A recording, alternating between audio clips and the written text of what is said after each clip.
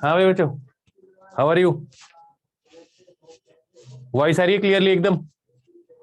Good evening Kulmit, good evening. अच्छा, एकदम बढ़िया। ये बताओ, लास्ट क्लास में क्या पढ़ाया था मैंने तुम्हें? याद है कुछ या भूल गए हो?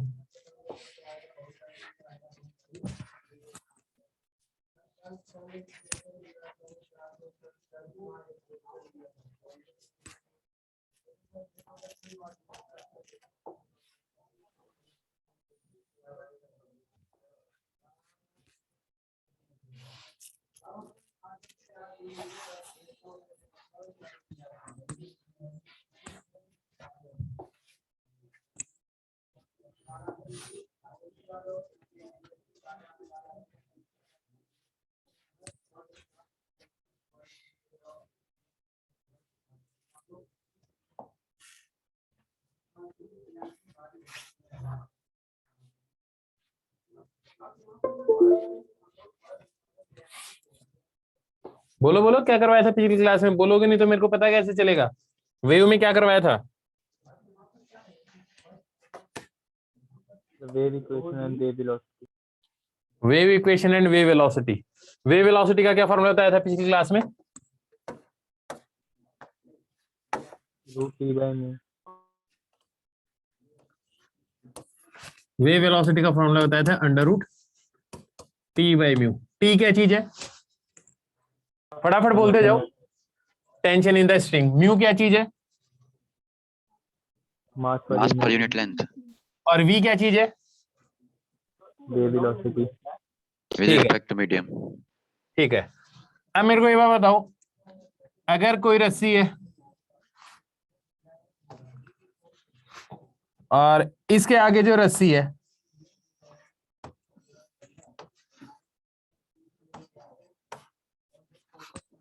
अगर यहां पे एक पल्स जनरेट की जाए, यहां पे वेव वेलोसिटी और यहां पे वेव वेलोसिटी, क्या रेशियो होना चाहिए? क्या रेशियो होना चाहिए? टेंशन पूरे में सेम है। 2:1। प्रेशर से पहले बताओ, स्पीड किस में ज्यादा होनी चाहिए? सर V1 में। तो बस ऐसे ही देख लो, हाँ या ना। और 1:4 का रेशियो, तो अंडर रूट करोगे तो क्या हो जाएगा? 2:1 आ जाएगा, हाँ या ना। ठीक है, क्या लॉजिक समझ में आ गया? ठीक है। अब है ना, जो वेलोसिटी का फॉर्मूला है ना, अब मैंने पिछली क्लास में तुम्हें ये बताया था कि मैं लिखता हूं जैसे y = a sin kx - omega t + phi। k क्या चीज है? जल्दी बोलते जाओ फटाफट, k क्या चीज है?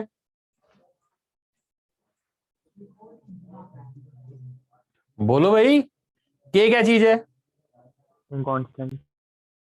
एंगुलर वेव नंबर क्या चीज है? एंगुलर। k है एंगुलर वेव नंबर। ओमेगा क्या चीज है? Regular velocity. ओमेगा है एंगुलर फ्रीक्वेंसी।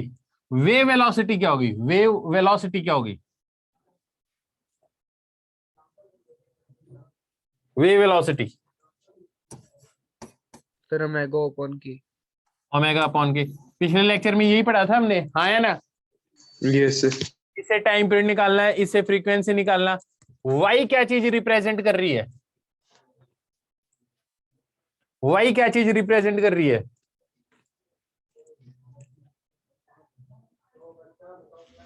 बोलो, वाई क्या चीज रिप्रेजेंट कर रही है? वाई डिस्प्लेसमेंट भी हो सकता है, हाँ या ना। वाई प्रेशर भी हो सकता है, वाई इलेक्ट्रिक फील्ड भी हो सकती है, वाई मैग्नेटिक फील्ड का भी वेरिएशन हो सकता है, हाँ या ना। पिछली क्लास में कराया था ना ये वाला फॉर्मूला, याद है? Yes sir.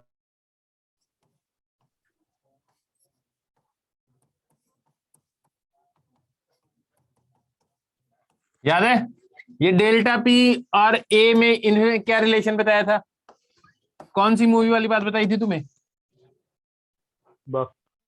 बक, बिल्कुल, बहुत बढ़िया। बी ए के, what is b? Modulus of The bulk's elasticity. modulus of elasticity. बहुत बढ़िया, बहुत बढ़िया, शाबाश। के क्या चीज थी? एंगुलर वेग। ए एक एम्पलीट्यूड। डिस्प्लेसमेंट और इसके बीच में कितने एंगल का डिफरेंस होता है? कितने फेज का डिफरेंस है?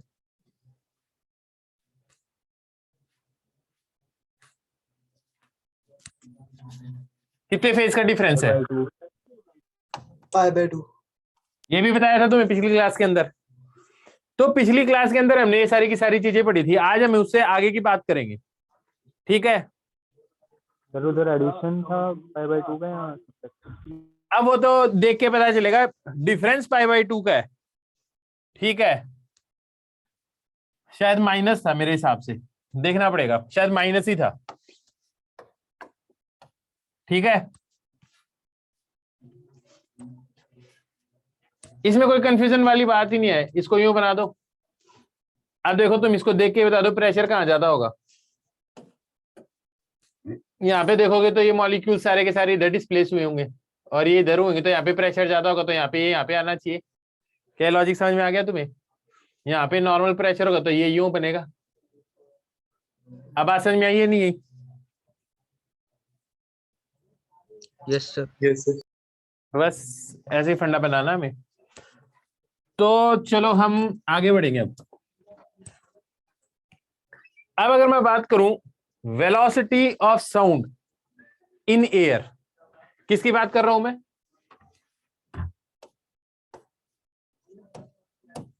Velocity of sound in gases.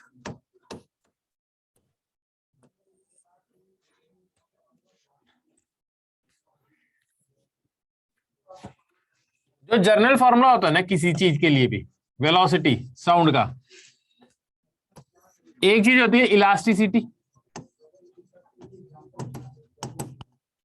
और एक होता है इनर्शिया। ये दो फैक्टर होता है।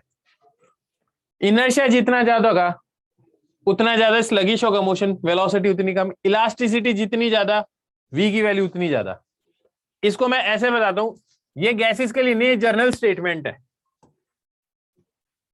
गैसेस के लिए, अब जैसे मैं एक सॉलिड की बात करूं, एक रॉड है आपके पास, मान लो अगर ये रॉड इनफिनाइटली स्टिफ है, दैट इज इसका यंग मॉडुलस ऑफ इलास्टिसिटी की वैल्यू बहुत ही ज्यादा है। तो एक चीज सोचो, अगर आप इस पॉइंट को हिट करते हो हैमर से, हैमर से इसको इधर हिट करते हो, तो थोड़ी सी देर बाद में इसकी जो सिचुएशन होगी वो कुछ ऐसी होगी।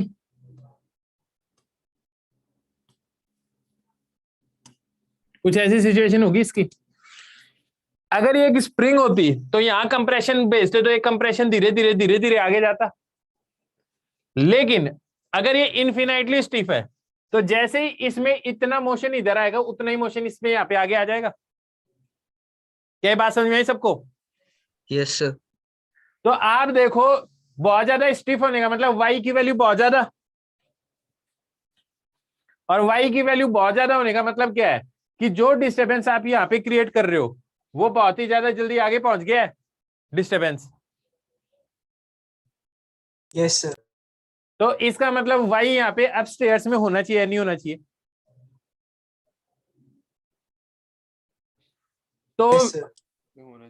सॉलिड में वेलोसिटी का जो फॉर्मूला है वो किसके बराबर है? Young modulus of elasticity upon density.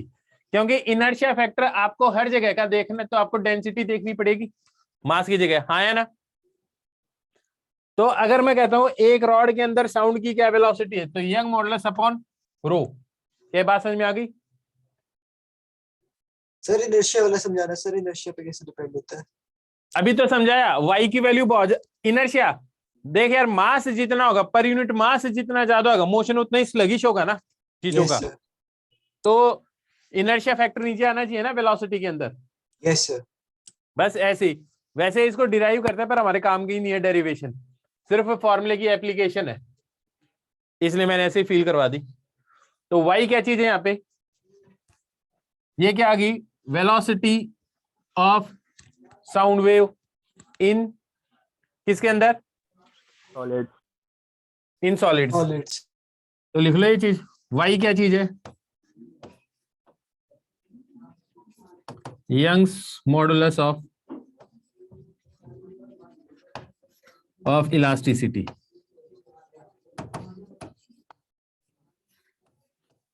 हाँ है ना।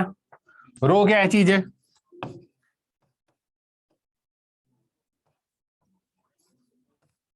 डेंसिटी। ये है velocity of sound in solids, velocity of sound in solid. लिख लिया। Yes sir.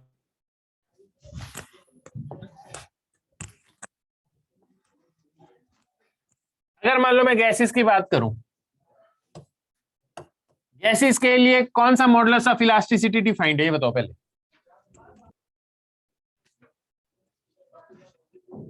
बोलो बोलो जल्दी। The Bulk bulk modulus. modulus of elasticity. Sir, bulk modulus. सिर्फ बल्क मॉडुलस डिफाइंड है गैसेस के लिए, हाँ या ना। Yes, sir. क्योंकि आप Yes, पकड़ sir. के रॉड की तरह तो खींच ही नहीं सकते गैसेस को, खींच सकते हो क्या। No, sir. Modulus of No, rigidity sir. बतानी है कि ऊपर से टेंजेंशियल फोर्स लगा के उसको खिसका दो। तो यहाँ पे अपस्टेयर्स में क्या आएगा इसके अंदर, Bulk To be. modulus. Bulk modulus of elasticity. और यहाँ पे क्या चीज आएगी, डेंसिटी। यहाँ पे क्या चीज आएगी, डेंसिटी। क्या ये बात समझ में आ गई सबको, क्या ये बात समझ में आई सबको। Yes, sir. ठीक है, तो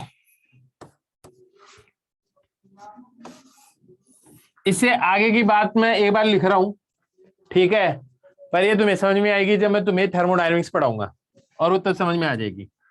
न्यूटन था ना, न्यूटन ने सोचा कि बल्क मॉडुलस होता है प्रेशर, ये होता है ये आएगी velocity of sound in air, पर एक्सपेरिमेंटली ये गलत था। तुम्हें पता है आइसोथर्मल प्रोसेस क्या होता है, यस सर सर। जिसमें Yes, sir. So just temperature temperature constant change हो। होता है. तो न्यूटन था ना, न्यूटन ने सोचा कि आइसोथर्मल कंडीशन के अंदर साउंड एक जगह से दूसरी जगह जाता है। कौन सी कंडीशन में, Isothermal. अब तुम्हें पता है बल्क मॉडुलस ऑफ इलास्टिसिटी क्या होता है, delta p minus b delta v upon v, याद है।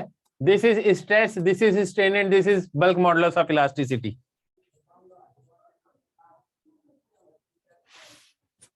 Yes, sir. Force upon area, stress. अब ठीक है, Yes, sir. अब सुनो, तो बल्क मॉडुलस किसके बराबर आएगा, जल्दी बताओ। Minus FB upon A delta V. यही आएगा ना, Yes, sir. यही आएगा। अब सुनो, न्यूटन ने सोचा एक कैसा प्रोसेस है, आइसोथर्मल। साउंड जाती है तो टेम्परेचर थोड़ी चेंज होता है, उसने कहा कि जो वेव ट्रेवल होती है वो कैसी कंडीशन में ट्रेवल होती है, आइसोथर्मल में। तो आइसोथर्मल में क्या होता है, PV equal to nRT, T constant होता है आइसोथर्मल में। Yes sir. Yes, sir. तो ये चीज वेरिएबल, ये चीज वेरिएबल, तो ये सारी की सारी चीज क्या हो गई, Constant. कांस्टेंट। तो पी का डिफरेंस, पी ऐसा कैसा, पहले डीवी का डिफरेंशिएशन, वी ऐसा कैसा, फिर किसका डिफरेंशिएशन, डीपी का, और कांस्टेंट का डिफरेंशिएशन क्या होता है, 0. जीरो। बहुत बढ़िया। अब यहाँ पे देखो,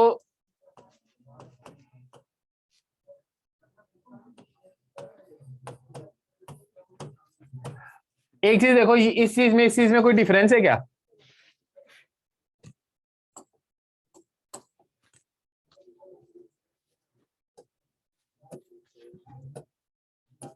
सेम ही चीज है। Yes, sir. आइसोथर्मल कंडीशन में बल्क मॉडुलस की वैल्यू किसके बराबर आएगी,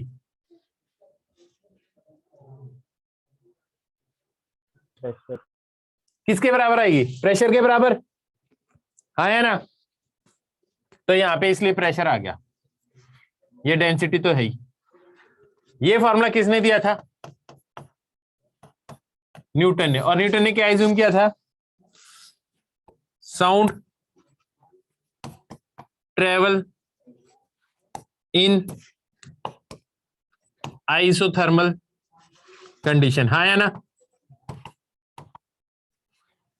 लेकिन फिर क्या किया? एयर का एटमॉस्फेरिक प्रेशर पुट किया, average density of air put की, और ये वैल्यू सॉल्व की। ये वैल्यू सॉल्व की तो इसका आंसर आया कोई 280 290 मीटर पर सेकंड इसके हिसाब से। और एक्चुअली में साउंड की जो स्पीड थी वो थी 330 340 के आसपास। तो देयर वाज डिस्क्रिपेंसी, हाँ या ना? क्या चीज थी? डिस्क्रिपेंसी थी इसके अंदर। क्या बात समझ में आई सबको?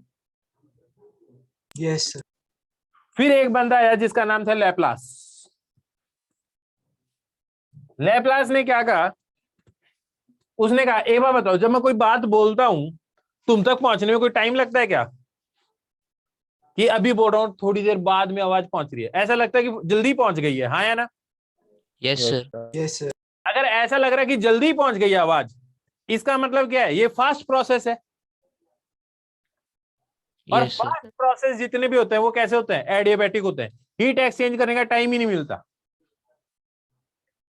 जैसे आपने साइकिल का पंप होता है, हवा भरते हैं, एकदम से कंप्रेस करते हैं।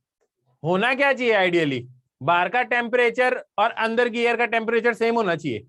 पर तुमने देखा अगर तुमने उसको एकदम से कंप्रेस कर दिया तो हीट एक्सचेंज होने का टाइम ही नहीं मिला, जिसके कारण क्या है? उसका टेम्परेचर बढ़ जाता है। तो अगर आपने देखा होगा कि साइकिल जो होती है, साइकिल के टायर में जब हवा भरते हैं पंप से, तो पंप में अगर हवा बार बार में हम क्या करते हैं? कंप्रेस करते हैं, तो पंप गर्म हो जाता है। ऐसा फील किया कभी? Yes, sir. Yes, sir. अगर ये चीज फील की है, इसका मतलब दुनिया में जो भी फास्ट प्रोसेस है वो कैसे है? Adiabatic. Adiabatic. एडियाबैटिक। और एडियाबैटिक में क्या प्रॉब्लम होती है? हीट एक्सचेंज होने का टाइम मिलता ही नहीं है, क्योंकि फास्ट प्रोसेस है। एडियाबैटिक प्रोसेस में केमिस्ट्री में तुमने पढ़ा होगा पीवी की पावर गामा कांस्टेंट होता है, हाँ या ना? बोलते जाओ जल्दी जल्दी। Yes, sir. Yes, sir.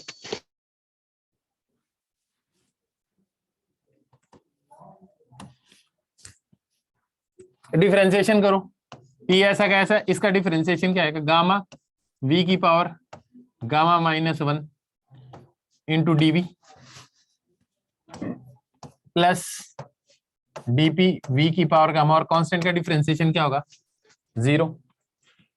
किसके लिए? एडियाबैटिक प्रोसेस है ना ये। बोलते जाओ। Yes, sir. अब एक चीज देखो, मैं इसको ऐसे लिख सकता हूं,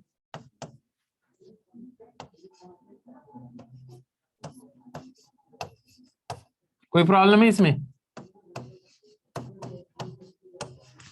कोई प्रॉब्लम इसके अंदर? No, sir. क्या तुम्हें लगता है ये चीज और ये चीज गायब हो जाएगी? Yes, sir.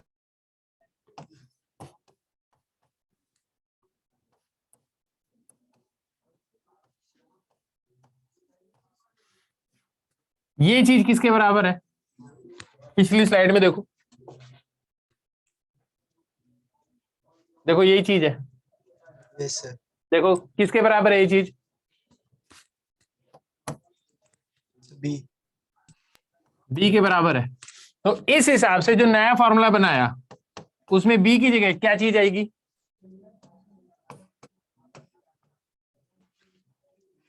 Yes, sir. Gamma क्या चीज है? गामा को क्या बोलते हैं? So CP upon CB. By CB. Adiabatic constant बोलते हैं। Yes, sir. Yes, sir.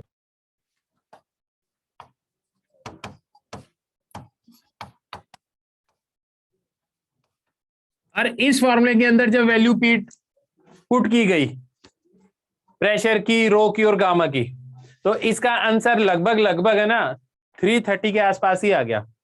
इसका मतलब ये जो बात कही गई वो क्या थी? एकदम परफेक्ट थी, हाँ या ना? Yes, sir. तो अगर ये बात थी एकदम परफेक्ट तो बात हो गई खत्म। इसका मतलब लैप्लास ने करेक्शन किया, इस फॉर्मूले के अंदर करेक्शन किया, इसको बोलते हैं लैप्लास करेक्शन। तो लैप्लास ने करेक्शन करके क्या किया, इसके अंदर क्या चीज लगाई, क्या चीज लगाई, The gamma p. इसी को बोलते हैं लैप्लास करेक्शन बोलते हैं। क्या बोलते हैं? Laplace correction. अब तुम्हें ये पता है पीवी इक्वल टू एनआरटी सुना है तुमने? Yes, sir. ये देखा है?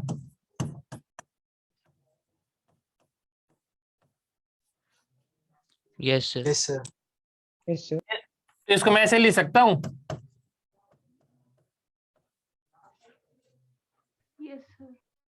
तो क्या Yes, मैं sir. पी को ऐसे लिख सकता हूं, पी बाय रो को?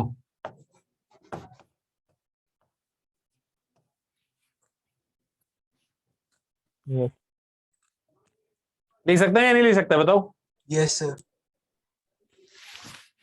तो लिख लो इसको यहां तक।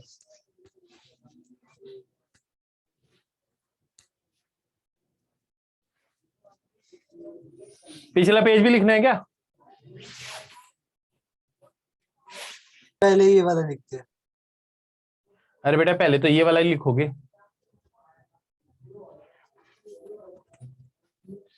ये हो गया।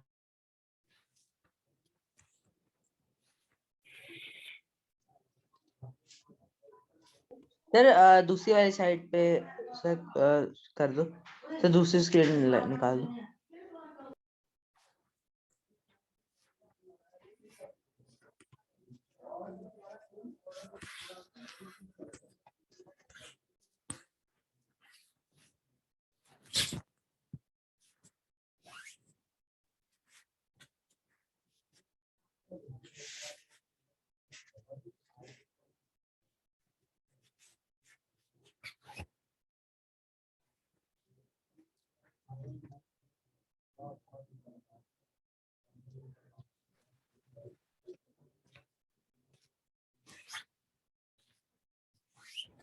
सर नोट कर लिया।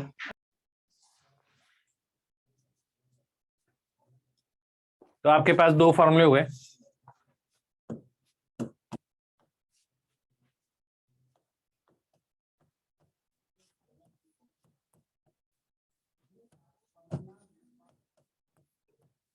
है ना, दो फॉर्मेट में आ गए।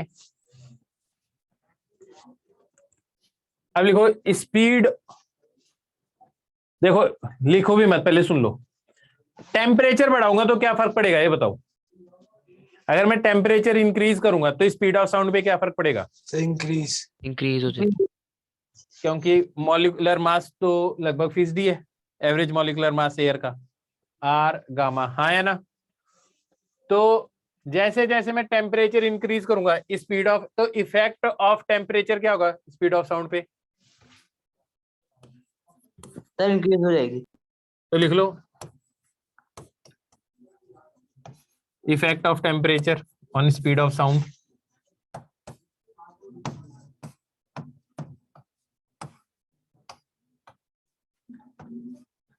With increase in temperature speed of sound in air increases, हाँ है ना, ये speed of sound in gases increases. दूसरा बताओ इफेक्ट ऑफ प्रेशर क्या होगा?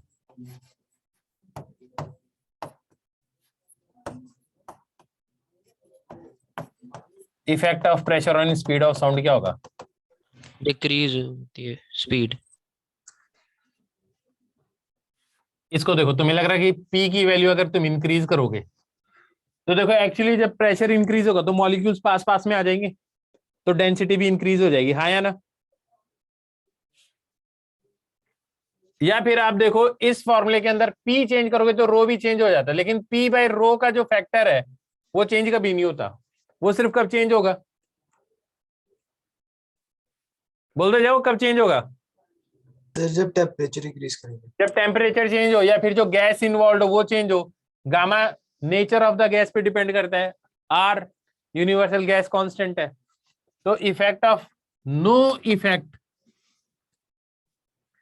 Effect of pressure on speed of sound, there is no variation in the speed of sound, हाँ या ना।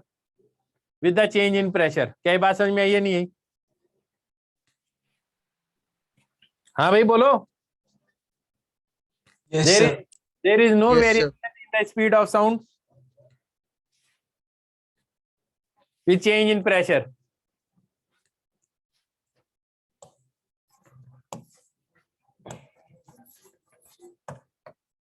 Effect of humidity.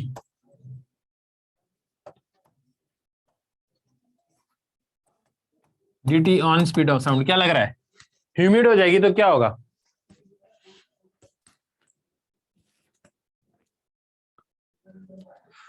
बेटा मैंने ये कहा अगर प्रेशर इंक्रीज करोगे तो डेंसिटी भी इंक्रीज हो जाती है, तो P बाय रो का फैक्टर सेम ही रहता है।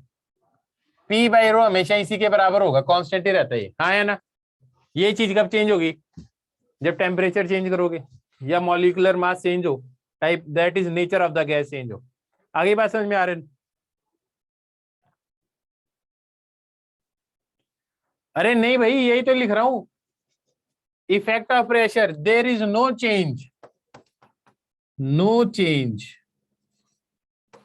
on speed of sound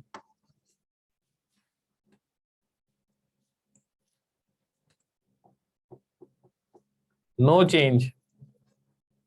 बस सीधी सी बात है, इन स्पीड ऑफ साउंड। समझ में आ गई बात? इफेक्ट ऑफ ह्यूमिडिटी क्या होता होगा? इफेक्ट ऑफ ह्यूमिडिटी बताओ। हाँ भाई बताओ, effect of humidity.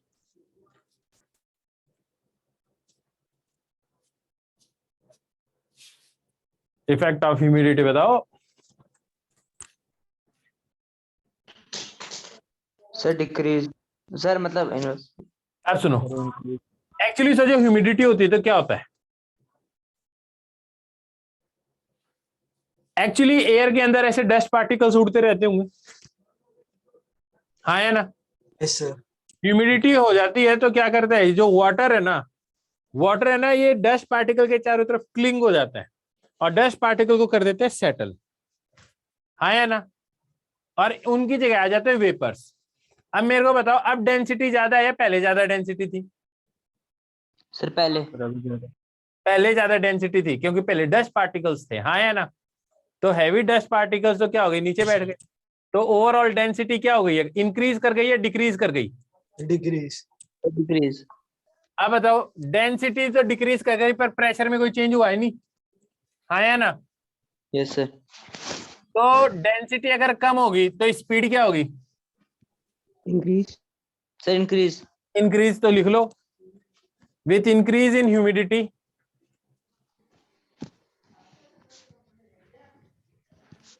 speed of sound increases because dust particles settle down, because dust particle settles down। क्या लॉजिक समझ में आ गया?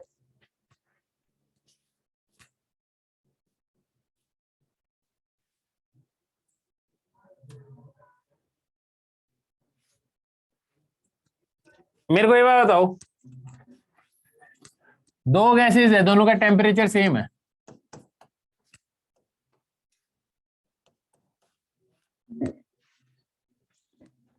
एक में है H2, एक में है N2, हाँ है ना? दोनों के अंदर स्पीड ऑफ साउंड का क्या रेशियो होगा? पहले बताओ किस में ज्यादा स्पीड होगी?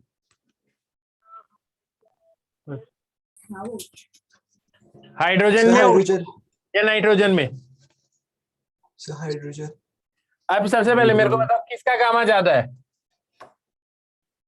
गामा किसका ज्यादा है, हाइड्रोजन का या नाइट्रोजन का? Sir nitrogen. दोनों का सेम ही होता है, The same. दोनों का क्या होता है, सेम ही होता है। तो गामा के बारे में मत सोचो अभी, दोनों ही क्या है, डायटोमिक। Yes, sir. डायटोमिक है तो सेम है। अब मेरे को ये बात बताओ, आर किसका ज्यादा है? आर किसका Or ज्यादा है? constant. आर तो कांस्टेंट। टेम्परेचर किसका ज्यादा है? The same है. सेम है। तो जो डिफरेंस आएगा वो सिर्फ किसके कारण आएगा? The mass. molecular weight इसका मास कितना है? 2. इसका मास कितना है? So 28. 28. क्या लॉजिक समझ में आ गया? Yes, sir. पक्का?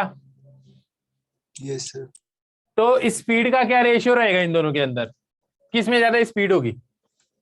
अगर इसके अंदर speed of Hydrogen. Sound v not है तो इसमें कितनी होगी? √14 v नॉट। Yes, sir. अरे यार रेशियो देख लो ना, Yes, sir. √14 v नॉट होगी ना। बात समझ में आई या नहीं आई? Yes, sir. क्या ये लॉजिक समझ में आ गया? अब इस टाइप के क्वेश्चन हम और कर लेंगे, लेकिन कब करेंगे, क्या पढ़ेंगे हम पहले? केटीजी के अंदर मैं पहले तुम्हें ये पढ़ाऊंगा कि गामा क्या चीज होती है, हाँ है ना? वहां पे फिर से इन क्वेश्चनों को करेंगे हम एक बार। क्या बात समझ में आ गई सबको Yes, sir. अच्छी तरह से? Yes, sir. ओके, आ जाओ नेक्स्ट पेज पे। नहीं Yes, हो? sir. चलो आ गया। अब हम बात करते हैं एक बार एनर्जी की बात करते हैं, हाँ है ना? किसकी बात करते हैं? एनर्जी की, वेव की।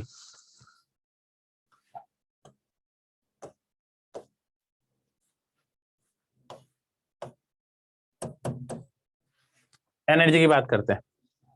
देखो बहुत ही सिंपल तरीके से समझाऊंगा तुम्हें, ठीक है? एकदम खटाखट खटाखट याद हो जाएगा तुम्हें।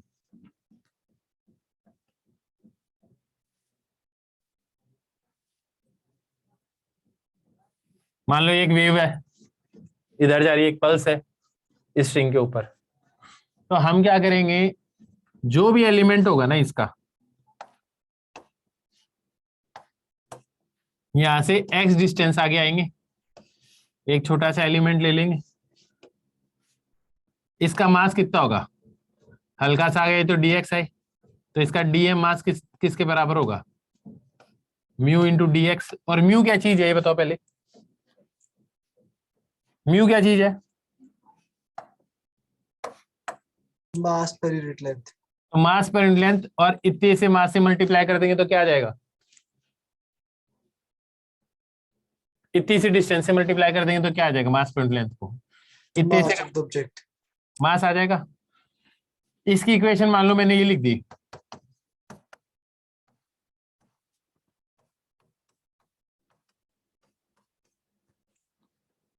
तो यहां से x डिस्टेंस पे जो उसकी इस पार्टिकल की वेलोसिटी कितनी आएगी?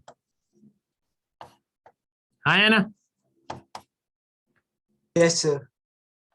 कितना आ जाएगा?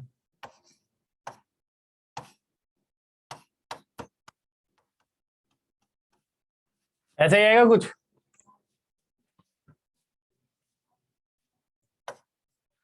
ऐसा आ जाएगा? Yes, sir. ये v वेलोसिटी आ गई किसी भी x पोजीशन के ऊपर, किसी भी x पोजीशन पे इस पार्टिकल की वेलोसिटी आ गई। तो इस एलिमेंट की काइनेटिक एनर्जी कितनी होगी, छोटे से एलिमेंट की? Half dm v square. बहुत बढ़िया। तो काइनेटिक एनर्जी किसके बराबर आएगी? आपको लास्ट फॉर्मूला याद रखना है, याद रखना। डीएम की जगह क्या लिखूं? U dx. Mu into dx। और v स्क्वायर की जगह क्या लिख दूं?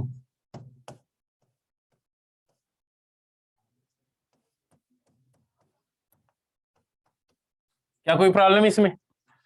So, समझ में आ गई सारी बात? yes, sir. अगर मैं देखना चाहूं इस एक लैम्डा में कितनी एनर्जी स्टोर्ड है, हाँ या ना? आई बात समझे? तो मैं इसको इंटीग्रेट कर दूं, Yes, sir. आई बात समझे? कहां से कहां तक? एक लैम्डा के लिए, 2 pi. एक लैम्डा के लिए कर दूं, 0 to pi. 0 to 2 पाई कर दूं। लेकिन मेरे को एक बात बताओ, क्या ये टोटल एनर्जी आ गई एक लैम्डा की, या और कोई भी एनर्जी है इसमें?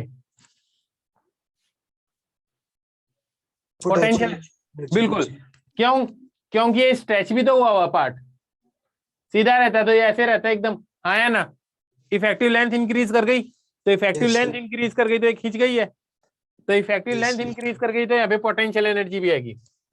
एक खास बात सुनना तुम, मेरे को ये बताओ, एक मिनट देखो, अभी चलते हैं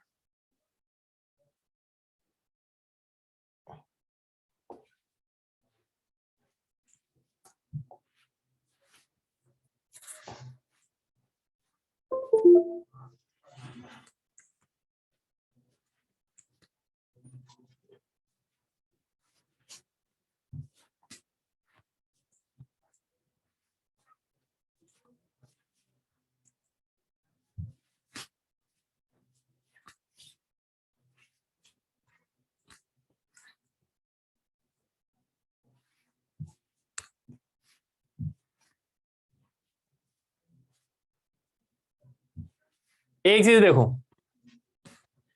मेरे को इस बात का जवाब दो,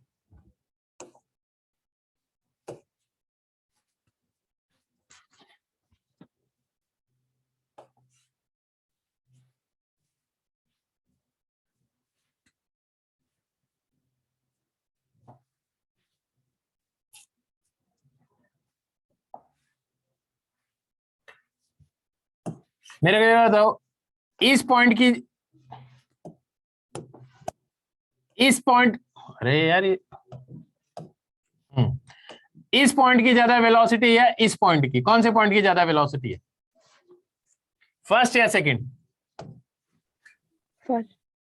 फर्स्ट की कैसे है, ये ऐसे Second. जब कर रहा है तब तो ये तो अपने एक्सट्रीम पोजीशन पे है ना अभी, तो इसकी वेलोसिटी तो क्या है, 0 है, हाँ है ना? Yes, sir. यस तो सर सबसे ज्यादा वेलोसिटी किसकी है, मेन जो पोजीशन मेन Second. पोजीशन पे। अब मेरे को ये एक बात और बताओ, ये एलिमेंट ज्यादा स्ट्रेच्ड है या ये वाला एलिमेंट ज्यादा स्ट्रेच्ड है? Second वाला. यही वाला ज्यादा स्ट्रेच है, देखो ये लेंथ इतनी है, इसकी तो लेंथ लगभग उतनी है, हाँ है ना? तो इस पॉइंट की पोटेंशियल एनर्जी क्या चीज है, इसकी पोटेंशियल एनर्जी भी में भी कोई चेंज नहीं आया, लगभग 0 ही है, क्योंकि स्ट्रेच ही नहीं हुआ ये पार्ट। तो पोटेंशियल एनर्जी किसकी ज्यादा है, इसकी। इसकी काइनेटिक एनर्जी भी क्या 0 ही है, इसकी काइनेटिक एनर्जी क्या ज्यादा है। तो जो एनर्जी है वो इस पोर्शन में सबसे ज्यादा है। तो याद रखना, जितनी पोटेंशियल एनर्जी होती है ना किसी भी एलिमेंट के पास वेव के अंदर, उतनी कौन सी होती है, काइनेटिक एनर्जी। क्या ये बात समझ में आई है, नहीं आई? क्या कहा मैंने, जितनी पोटेंशियल एनर्जी होती है उतनी क्या होती है किसी भी एलिमेंट के पास। अरे भाई बोलो, रिपीट कर दो। जितनी पोटेंशियल एनर्जी होती है किसी एलिमेंट के पास उतनी क्या होती है। Kinetic energy. बस मैं यही बात बता रहा हूं, तुमने अभी देखा जहां पे इसमें पोटेंशियल एनर्जी भी 0 है तो काइनेटिक एनर्जी भी 0 है, यहाँ पे पोटेंशियल एनर्जी भी मैक्सिमम है तो काइनेटिक एनर्जी भी मैक्सिमम है, हाँ है ना? Yes, sir. यहां तक बात समझ में आ गई। Yes, sir. तो अगर किसी भी एलिमेंट पे जितनी पोटेंशियल एनर्जी है,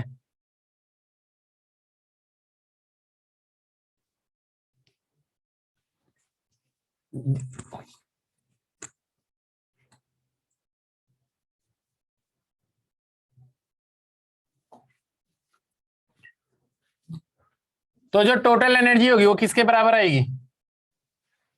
अब जितनी आपके पास क्या है काइनेटिक एनर्जी है, उतनी मैं पोटेंशियल एनर्जी लिख लूं उस एलिमेंट की, Yes, sir. तो टोटल एनर्जी कितनी आ जाएगी। Sir, twice kinetic energy. इसको ऐसे लिख सकता हूं, देखो इसका 2 से ही मल्टीप्लाई करूंगा ना,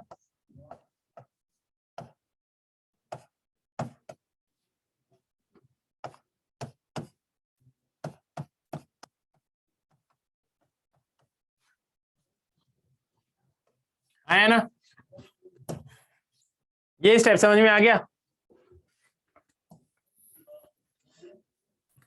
बात समझ में आई, टोटल एनर्जी का फॉर्मूला। Yes, sir. अब जब ये बात समझ में आई गई तो एक लैम्डा के लिए अगर मैं टोटल एनर्जी देखूं तो ये बताओ कॉस स्क्वायर की एवरेज वैल्यू क्या होती है, याद रखना आपसे, क्या होती है,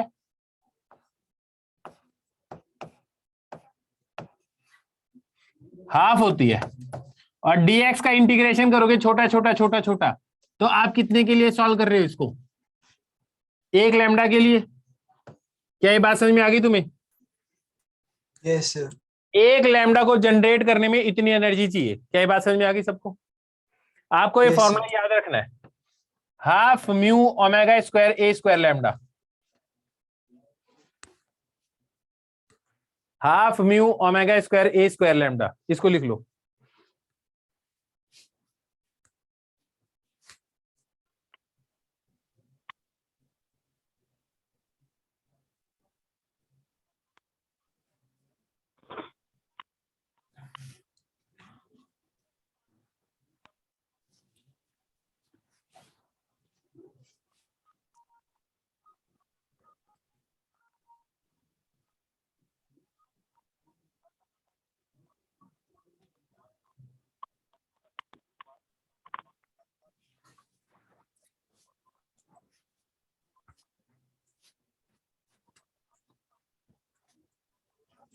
क्या ये बात समझ में आ गई सबको? Yes, sir. नेक्स्ट पेज पे आ जाऊं? 2 minutes. Sir 2 minute.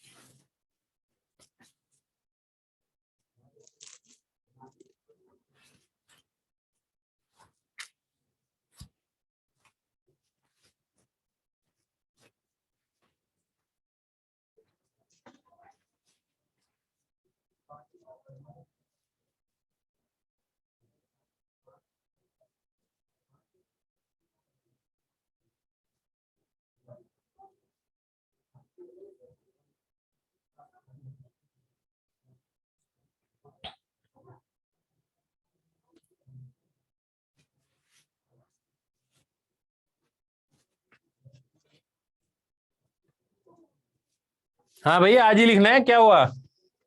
Yes, sir. लिख लिया? Yes, sir. देखो,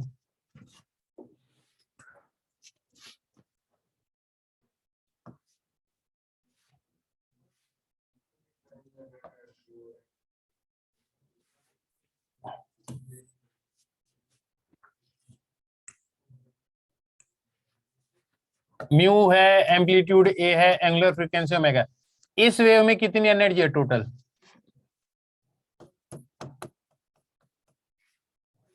इस वेव में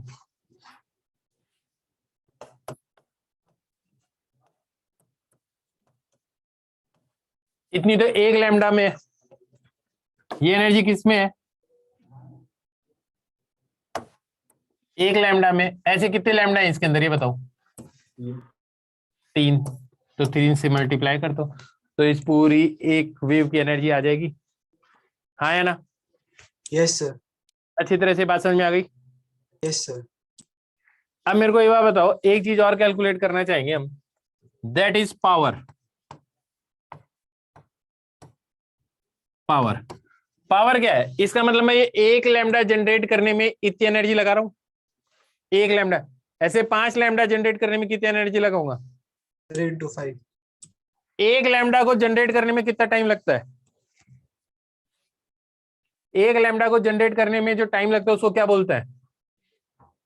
टाइम पीरियड। तो अगर मैं पावर को, एक लैम्डा की एनर्जी को डिवाइड कर दूं एक टाइम पीरियड से, हाँ या ना, तो ये पावर आ जाएगा, एवरेज पावर। Yes, sir. तो ये एनर्जी किसके बराबर है? हाफ म्यू ओमेगा स्क्वायर ए स्क्वायर लैम्डा को डिवाइड कर दो किससे? टाइम पीरियड से। Time. Yes, sir. आया ना? Yes, sir. टाइम पीरियड से डिवाइड कर दो। लैम्डा अपॉन टाइम पीरियड क्या चीज होती है? लैम्डा अपॉन टाइम पीरियड क्या चीज होती है? Wave velocity. वो बहुत बढ़िया। तो पावर का क्या फॉर्मूला हो जाएगा?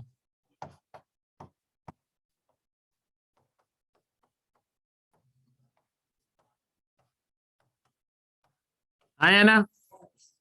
Yes, sir. तो पावर समझ में आ गया? Yes, sir. तो पावर क्या चीज है? हाफ म्यू ओमेगा स्क्वायर ए स्क्वायर वी। वी क्या चीज है यहाँ पे? Wave velocity. आपको सिर्फ velocity. फॉर्मूले याद रखने और कुछ नहीं करना।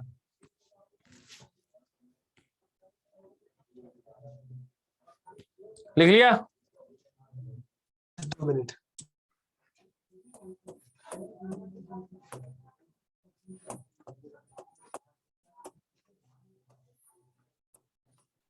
एक चीज होती है जिसे बोलते हैं इंटेंसिटी।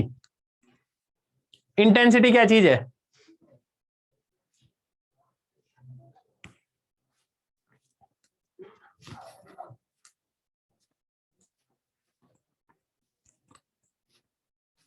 मैं बता देता हूं। अब एक चीज सोचो, ये जो भी एनर्जी इसके अंदर आ रही है वो इस एरिया ऑफ क्रॉस सेक्शन के थ्रू ही तो जारी होगी ना, जो भी रस्सी का एरिया ऑफ क्रॉस सेक्शन है, हाँ या ना? अरे यार मैं बोल रहा हूं इस रस्सी का जो एरिया ऑफ क्रॉस सेक्शन है इसी के थ्रू एनर्जी जारी होगी। Yes, sir. Yes, sir. तो energy per unit area per unit time क्या चीज होती है? Sir, Intensity. intensity. इंटेंसिटी। तो कितनी एनर्जी जा रही है एक टाइम पीरियड के अंदर, ये पावर आ जाएगा, हाँ या ना? इसको डिवाइड कर देंगे इस एरिया से, कौन सा area? Cross sectional area of string, हाँ या ना? Yes, sir. तो ये चीज क्या आ जाएगी? अब एक चीज सोचो, इसको मैं ऐसे लिख सकता हूं ना,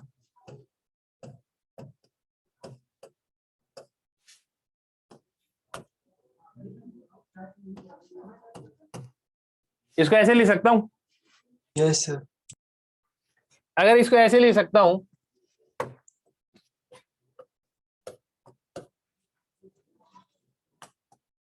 म्यू को ऐसे लिख सकता हूं क्या? Total mass of string upon length of string Yes, sir. Into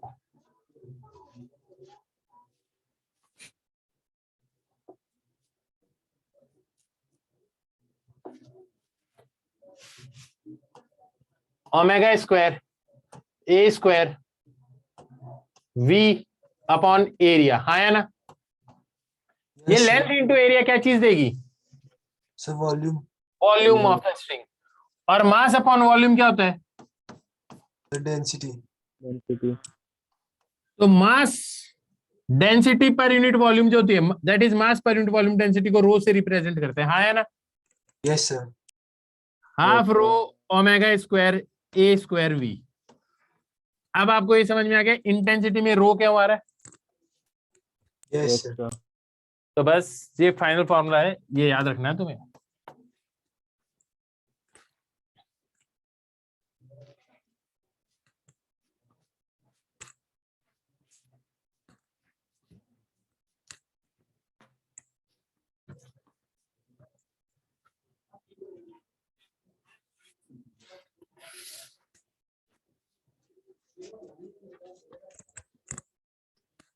लिख लिया? तो लिख रहे हैं।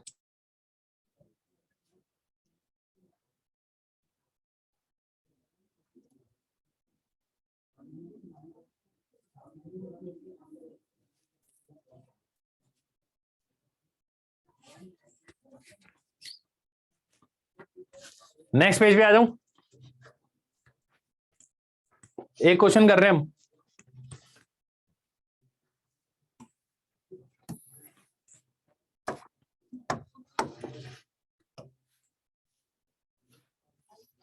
एक स्ट्रिंग पे ये वाली वेव है,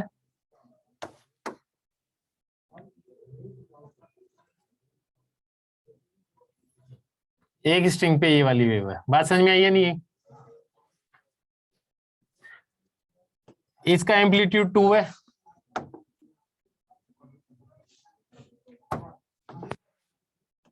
इसका एम्पलीट्यूड 5 है।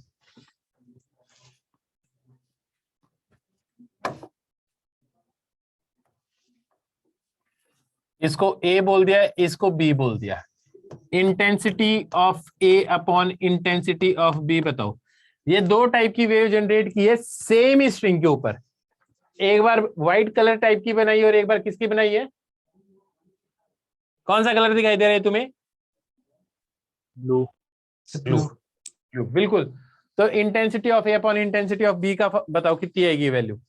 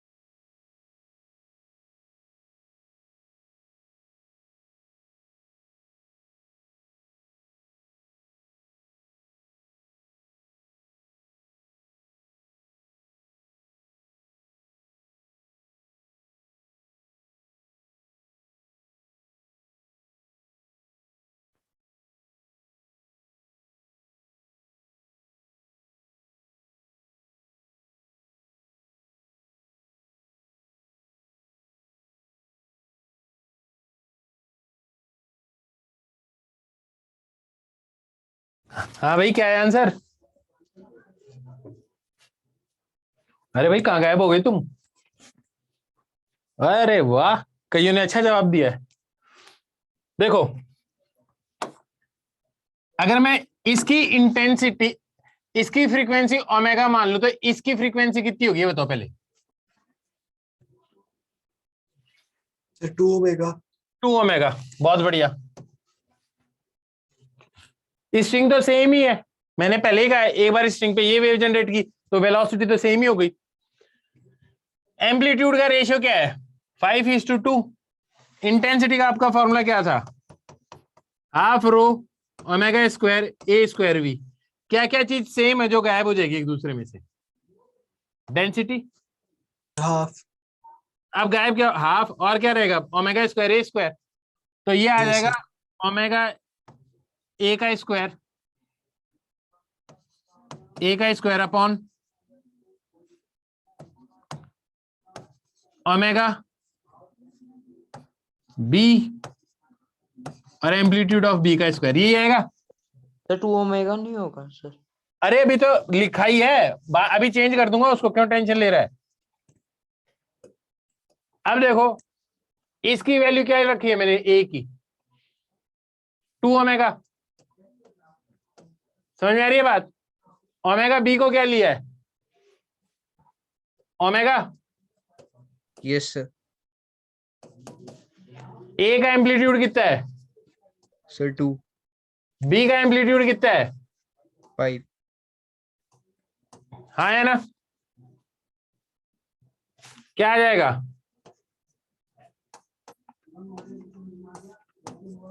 क्या आ गया आंसर? क्या लॉजिक समझ में आ गया सबको? Yes, sir. अच्छे से। सर हाँ, सर इस पे वेव वेलोसिटी कांस्टेंट रहेगी? मैंने बोला सेम ही स्ट्रिंग है, तो स्ट्रिंग अगर सेम है तो रो तो सेम ही हुआ ना यार, और टेंशन भी सेम हुई, यस सर। तो वेलोसिटी तो सेम होगी। क्या ये बात समझ में आई?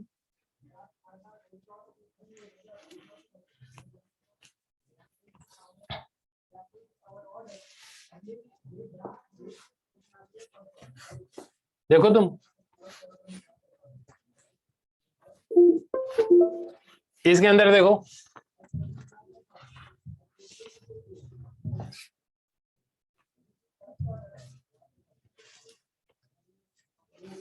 इसको समझना तुम। वेव की स्पीड तो सेम ही है। दूसरे केस में क्या किया मैंने? लॉजिक समझ में आ रहा है? ये सुपरपोजिशन हो गया, अभी ये नहीं करना मैं। क्या ये बात समझ में आई सबको? उसको भूल जाओ एक बार। अब हेडिंग लिखो, सुपरपोजिशन ऑफ वेव।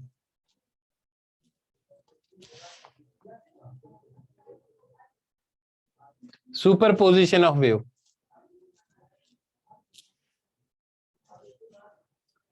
अब क्या कहते हैं, देखो सुपरपोजिशन पहले समझाता हूं है क्या चीज।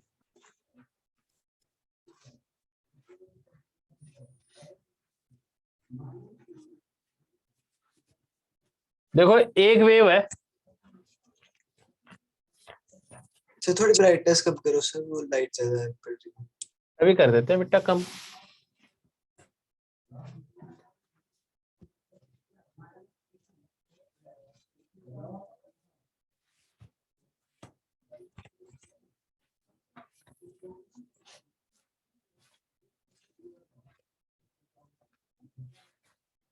अगर मान लो ऐसी दो वेव प्रेजेंट है और ये आपस में एक दूसरे के पास में जा रही है, तो देखो क्या होगा। दिखाई दिया क्या हो रहा है? अगर ये वेव नहीं भी होती तो भी ये वेव ऐसी कैसी जा रही है।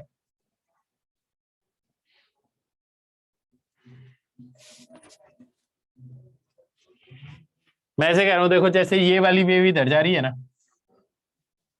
एक बार ठहरो, थोड़ा सा चेंज करते हैं। अब देखो ये वेव इधर आ रही है ना, इस वेव को फर्क ही नहीं पड़ता ये वेव आ रही है नहीं आ रही है, ये वेव देखना थोड़ी देर बाद में आपको इधर मिलेगी। जबकि ऐसे दो पत्थर आएंगे तो वो आपस में टकराएंगे तो वहीं रह जाएंगे। क्या बात समझ में आ रही है? Yes sir. इसके अंदर क्या है कि देखो अब ये वेव जो इधर जा रही है ना, इस वेव के होने से इसके मोशन को फर्क ही नहीं पड़ता। देखो ये रेड वाला पोर्शन दिखा रहा है कि ये वेव कैसी जानी चाहिए थी, ब्लू वाला दिखा रहा है कि इधर वाली कैसे जानी चाहिए थी। और देखना दोनों की दोनों निकल जाएंगे एक दूसरे में से। देखो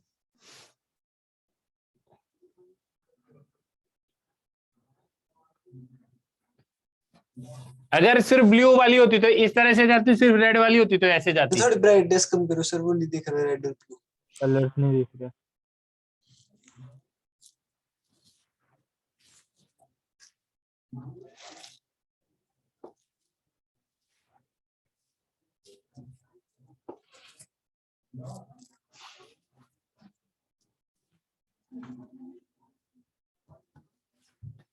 अब दिखाई दे रहा है? यस सर, सर अब दिखाई दे रहा है। अब मैं कह रहा हूं देखो जैसे ये वेव आएगी इधर, ये वेव इधर जाएगी, ये एक दूसरे से ऊपर होकर ऐसे निकल जाएंगी जैसे एक प्रेजेंट ही नहीं हो।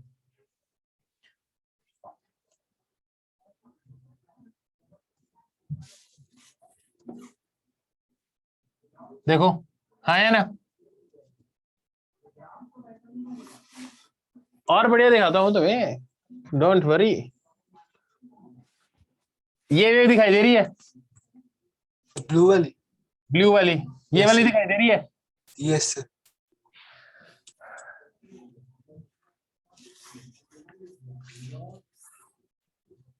दोनों जाती तो ऐसे जाती, देखो इधर की इधर गई, इधर की इधर चली गई, कोई फर्क ही नहीं पड़ रहा। Yes sir. पर Yes, sir. एक्चुअली में अगर ये रस्सी है तो ऐसा तो नहीं हो सकता कि ये रस्सी यहाँ पे भी प्रेजेंट और यहाँ पे भी प्रेजेंट हो। Yes sir. क्या तुम्हें मेरी बात समझ में आ रही है? Yes sir. मैं ये कह रहा हूँ ऐसा तो नहीं हो सकता कि रस्सी यहाँ पे भी प्रेजेंट होगी और यहाँ पे भी होगी, रस्सी तो एक ही है। Yes sir. तो हम कर क्या सकते हैं इस केस के अंदर? इस केस के अंदर ऐसा होगा कि रस्सी होगी एक ही जगह पे, और हम क्या कहेंगे, मान लो ये 2 यूनिट यहाँ पे है ना, और रेड वाली यहाँ पे कितनी यूनिट है? 4। 4 यूनिट. तो यहाँ पे इस रस्सी का जो डिस्प्लेसमेंट होगा ना, जो एक ही रस्सी है, वो कितनी ऊपर होनी चाहिए? 2 + 4 कितना आ गया? 6। 6। क्या ये बात समझ में आई है नहीं? Yes sir. ये कितना डिस्प्लेसमेंट है ब्लू वाला? 3। रेड वाला कितना है? 1। 4. तो टोटल कितना होना चाहिए यहाँ से? ये पॉइंट कुछ 7. यहाँ पे होना चाहिए, यस सर। यहाँ पे क्या होना चाहिए? रेड वाला क्या है 0। और ब्लू वाला कितना है? सर 4। तो ये यहीं पे होना चाहिए। ऐसे ही है यहाँ पे, यहाँ पे। अब जो इसकी शेप दिखाई देगी वो आपको ऐसी दिखाई देगी।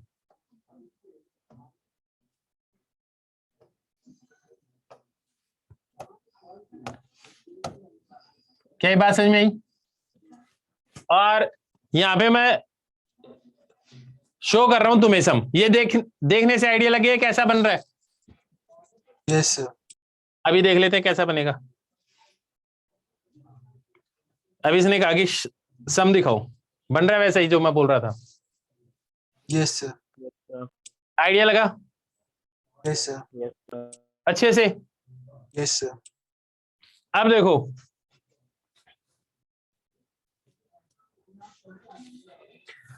अब मैं क्या कर रहा हूं, इसकी शेप चेंज कर रहा हूं एक की।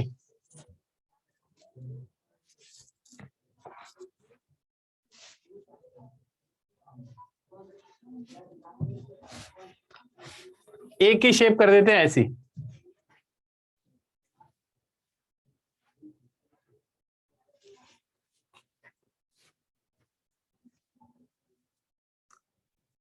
कोई दिक्कत है?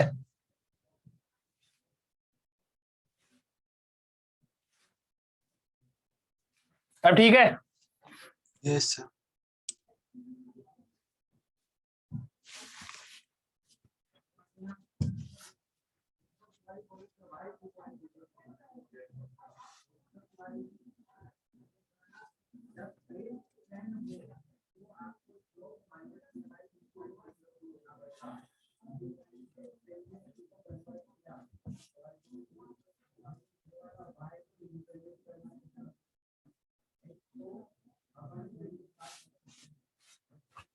प्रॉब्लम क्या हो रही है इसको?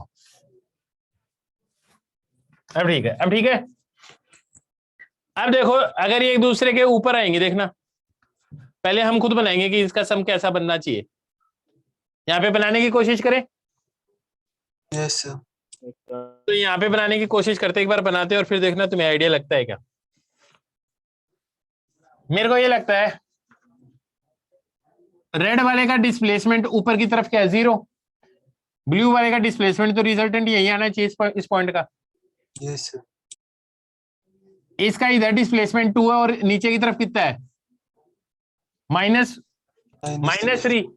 तो कितना Yes, होना sir. चाहिए इधर, इधर कितना होना चाहिए, -1. -1। तो -1 पे होना चाहिए ये वाला पॉइंट। Yes sir. ये वाला पॉइंट कहाँ होना चाहिए,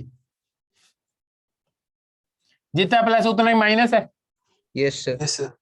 ये वाला पॉइंट कहाँ होना चाहिए। -1. कुल मिला के इसकी शेप ऐसी होनी चाहिए, हाँ है ना। Yes, sir. चेक करें। Yes sir.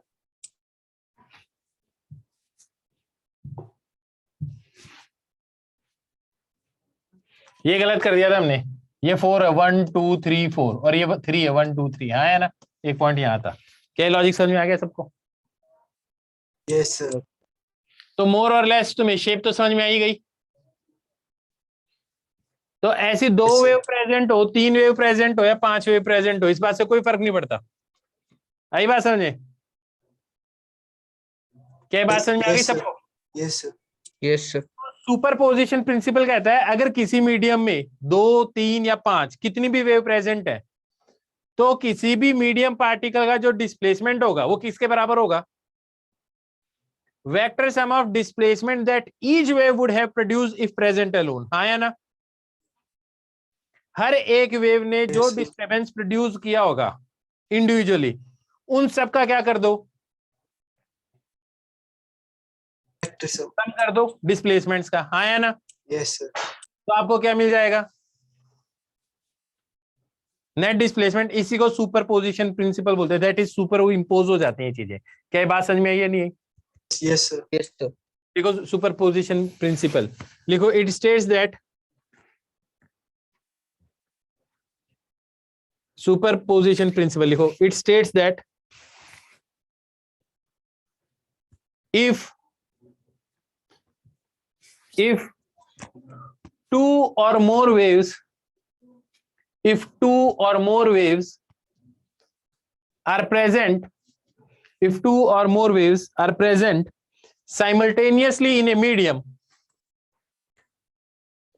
if 2 or more waves are present simultaneously in a medium, simultaneously in a medium, then the net displacement, then the net displacement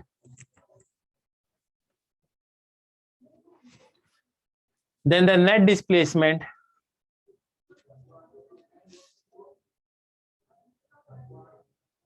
then the net displacement would be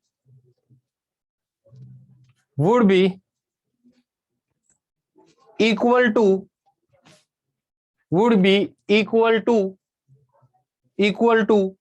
the displacement would be equal to the sum of displacement, sum of the displacement that each wave would have produced,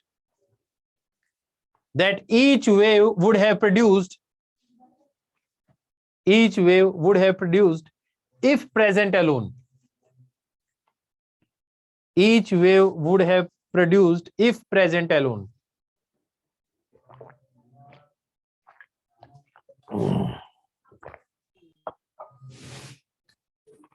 Each wave would have produced if present alone.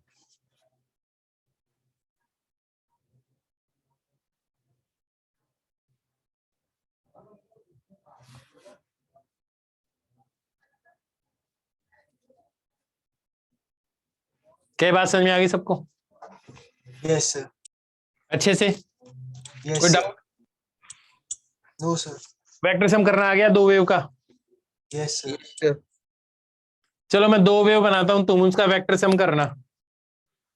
मैं सम हटा रहा हूं, तुम खुद idea से बनाना कैसी बनेगी।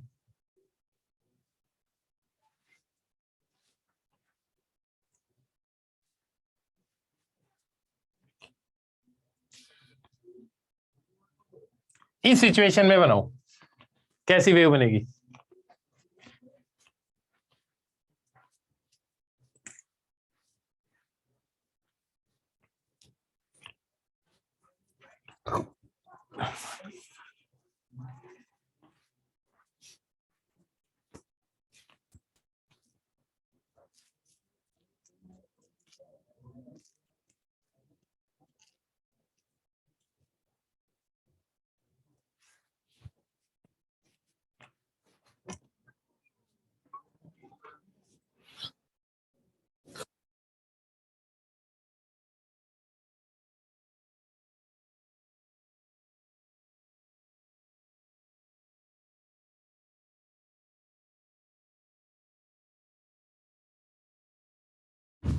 हाँ भाई, समझ में आ गया?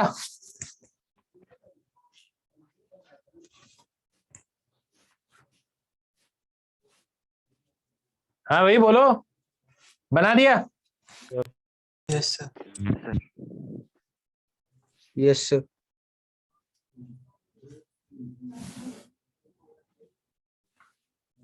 मेरे को लगता है इसकी शेप कुछ ऐसी बनेगी। ये पॉइंट यहाँ पे ही होगा, है ना? ये पॉइंट ऐसा, Yes, sir. ऐसा, ये ऐसा, ये ऐसा, ऐसा, ऐसा, हाँ है ना? Yes, sir. फिर आगे वाला पार्ट होगा ये वाला,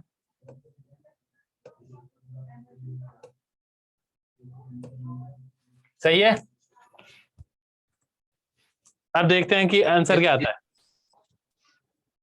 ये गड़बड़ हो गई, क्यों हो गई गड़बड़? क्योंकि एक साइड 4 है, एक साइड 3 है. चार। अब लॉजिक समझ में आ गया? Yes, sir. क्या आइडिया लग गया तुम्हें अब अच्छे से? Yes, sir. Yes, sir. आज बताओ, आज जो पढ़ाया वो समझ में आया तुम्हें अच्छे से? एकदम बढ़िया, Yes, sir. जबरदस्त। Yes, sir. Yes, sir. ठीक है बच्चे, okay bye bye. Thank you, sir. Thank you, sir. Okay बच्चे, bye bye. Sir irregular wave का कैसे करेंगे? क्या बेटा? सर इरेगुलर वेव का? समझ में नहीं आई बात, फिर से बोलो। सर इरेगुलर वेव का?